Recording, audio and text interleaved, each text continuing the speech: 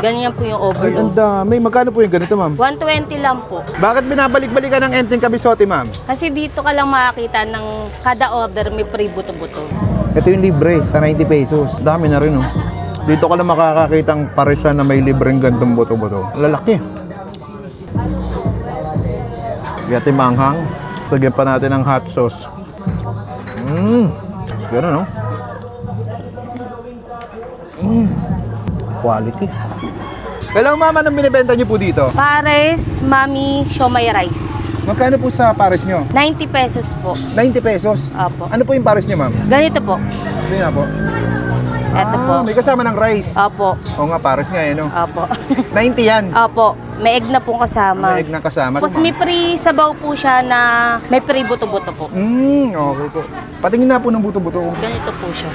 Libre lang yan. Opo. Kada order lang po. Sige po, order nga ako niyan, ma'am. Ano po yung sabaw niyo? Matamis?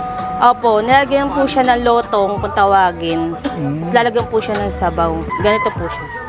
Only sabaw din po yan. Opo. Pero yung buto-buto po, kada order lang po meron.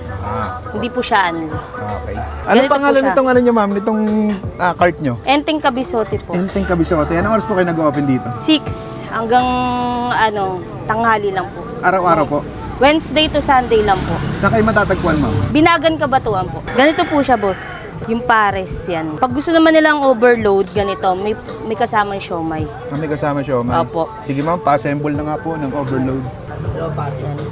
Ganyan po yung Ay, ang overload. dami. Magkano po yung ganito, ma'am? 120 lang po. 120 lang tapos only sabaw. Opo. Grabe. Nakakailang kilong pares kayo dito, ma'am, sa isang araw? Sa isang araw po, 10 kilong laman, 3 taba. Yung buto-buto, 12 kilo. Grabe, ang dami. Eh, sa kanin po, nakakailang kilo kayo, ma'am? 15 kilo po. 15 kilo. Bakit binabalik-balikan ng Enteng Kabisote, ma'am? Kasi dito ka lang makakita ng kada order may free buto-buto. Ayun. Paano nagsimula po itong negosyo nyo? Since nung 2010. 2010? Oo. Ano pa lang siya, itlog sarsa.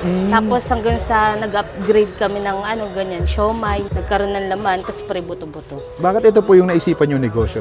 Siguro ito na din yung nakasanayan naming negosyo. Sa dami na tininda namin, pero ito yung pumatok. Ang dami nyo ng serving nyo, ma'am. Hindi kayo nalulugi sa ganyan. Hindi naman po. Siguro talagang ganyan lang yung serving. Sakto lang din sa presyo.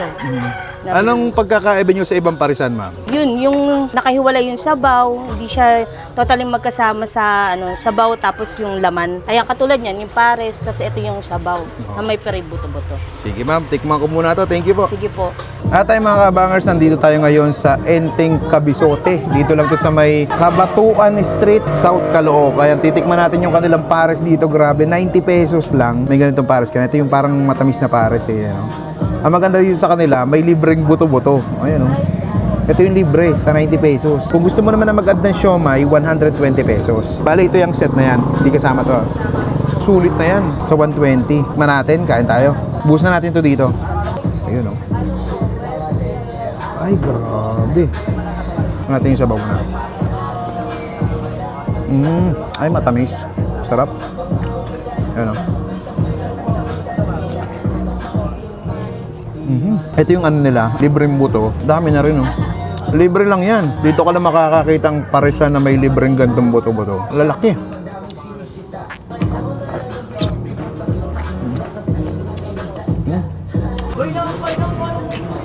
Sarap. Balik tayo dito. Yung sabaw nila, medyo maanghang-anghang. Solid na ito. Ay, nahulog. Buhay pa, tumatalon.